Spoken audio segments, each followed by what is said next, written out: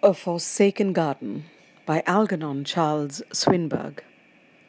In a coign of the cliff, between lowland and highland, at the sea down's edge, between windward and lee, walled round with rocks as an inland island, the ghost of a garden fronts the sea.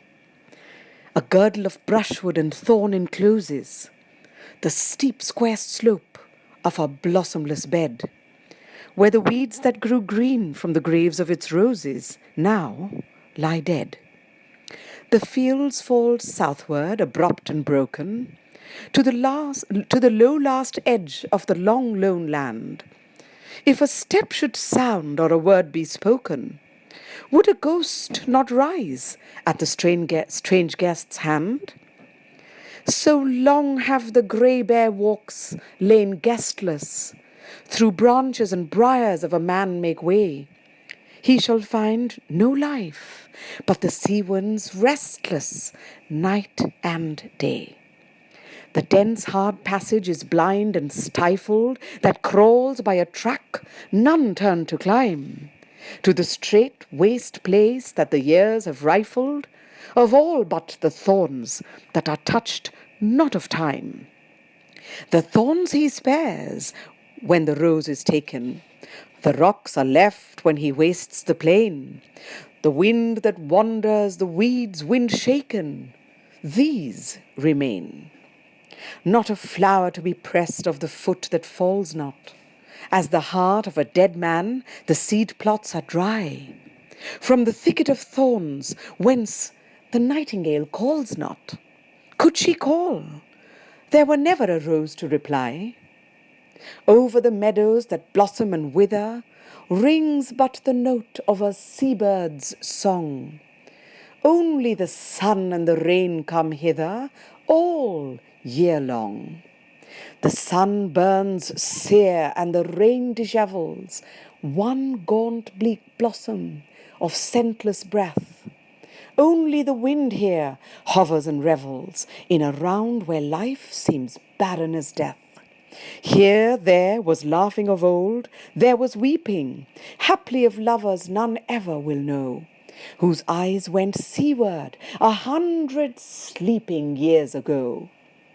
Heart handfast in heart as they stood, "Look thither!" Did he whisper? "Look forth from the flowers to the sea, for the foam flowers endure where the rose blossoms wither, and men that love lightly may die, but we?" And the same wind sang, and the same waves whitened, and o'er ever the garden's last petals were shed. In the lips that had whispered, the eyes that had lightened, love was dead. Or they loved their life through and then went whither, and were one to the end, but what end, who knows? Love deep as the sea, as a rose must wither, as the rose-red seaweed that mocks the rose.